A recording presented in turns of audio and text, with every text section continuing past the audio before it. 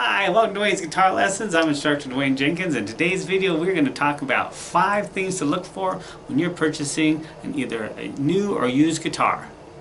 Audio Jungle.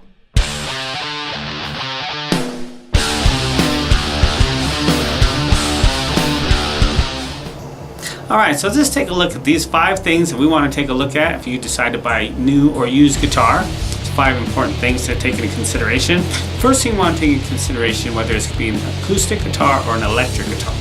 Now you can also, they do have kind of a hybrid of an acoustic and electric, so that's something to think about as well.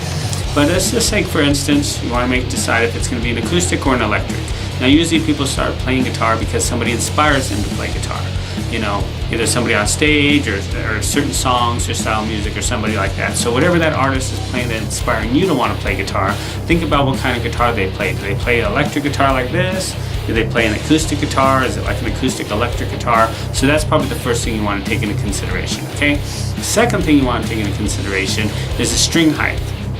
What that is the action of the strings, their height on top of the fretboard, okay? If they're too low, they're going to get what's called fret buzz, which is going to give us our next thing I was going to talk about. If they're too high, they're going to have, it's going to be hard to hold down the chords, stuff like that, okay? So that's the thing you really want to think about.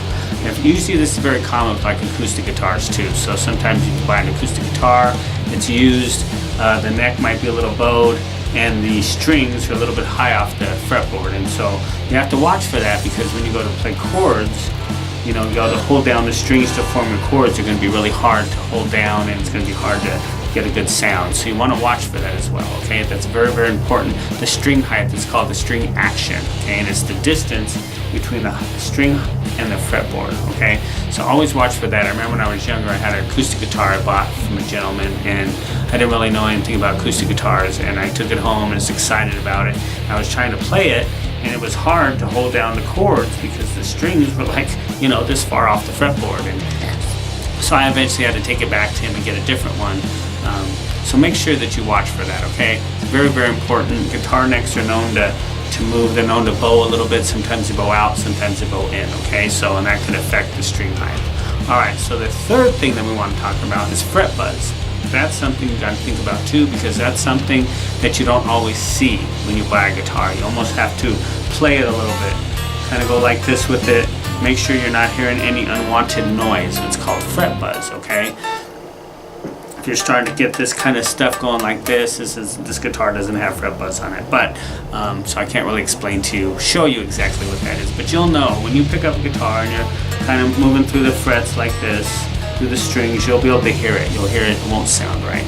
So you want to make sure to watch for that, okay? It's very, very important. So fret buzz is the third thing that I would recommend really taking into consideration. Sit down with the guitar, you know, play it a little bit. Even if you don't know how to play the guitar, just kind of push on the strings at different frets, up here, higher up here, down here, places like that, different strings, different places, and see if there's any kind of unwanted noise. That's usually called fret buzz. It can usually be fixed with the truss rod adjustment, but that's something to definitely look for, okay? Because you can have a guitar, it looks beautiful, you take it home, you go to play it, all of a sudden you're getting some kind of fret buzz somewhere, okay? So watch for that, it's very, very important. Okay, number 4, we want to take in consideration the size and the weight, okay? Especially electric guitars, acoustic guitars too. They come in different sizes, different weights. You know, me personally, I like this guitar because it's really lightweight. It's just kind of thin, and it's just lightweight, and it plays real easy. It's got a little bit of a short neck on it, and it works really well for me. But everybody's a little bit different, so you got to kind of figure out what's best for you, okay? So you might like for instance, Gibson Les Pauls are kind of heavy. They're kind of a heavy, thick wooded guitar, and that's part of their tone, and that's great. So if you like that, you know, Fenders are a little bit lighter. The way their size and their shape is a little bit different. So what I would do is recommend looking at some different guitars and checking out their size and their weight, okay? Because it makes a big difference, especially if you're going to be on stage, you know, playing in a band or something. You're going to be standing up. You want to make sure that guitar is not like a log around your neck, okay? I remember my very first guitar I bought was about 10 pounds. I didn't realize that it was really nice looking and stuff, you know. It was like kind of like a Fender Strat copy, and it was a nice guitar, and I learned all my, you know, learned all my licks and stuff on it. And but you know, playing it standing up, that thing got heavy after a while, you know, so I had to go to a different guitar. One actually similar to this was a lot lighter.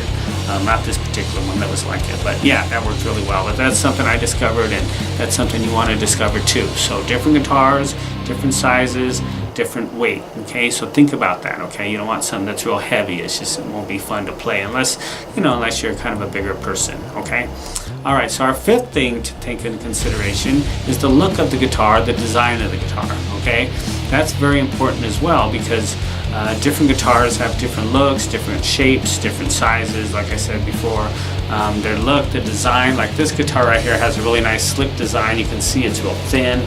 See, I really like that about this guitar. It's just almost like a Ferrari of a hot-rodded guitar, which I like about it, and it's really easy to play. So this is a guitar for me, but everybody's different. You know, you might like the look of the Gibson Les Paul, or the SG possibly, or the Flying V, or you know, the Dimebag Darrell one that he played, you know, the Razorback one. So everybody has a different one, and think about that kind of stuff too. And also take into consideration when it comes to the design of the guitar is, are you going to be sitting down with it? Because some guitars, like the Flying V's and some of those fancy shaped guitars, they're really nice for standing up on stage, but they don't do so good when you're sitting down trying to learn. Okay, so take that into consideration as well. If you're just learning, you might want to get one that's kind of shaped like this. These are nice because this part of the guitar right here, you can rest it on your leg like this when I'm sitting down like this, and it's real comfortable.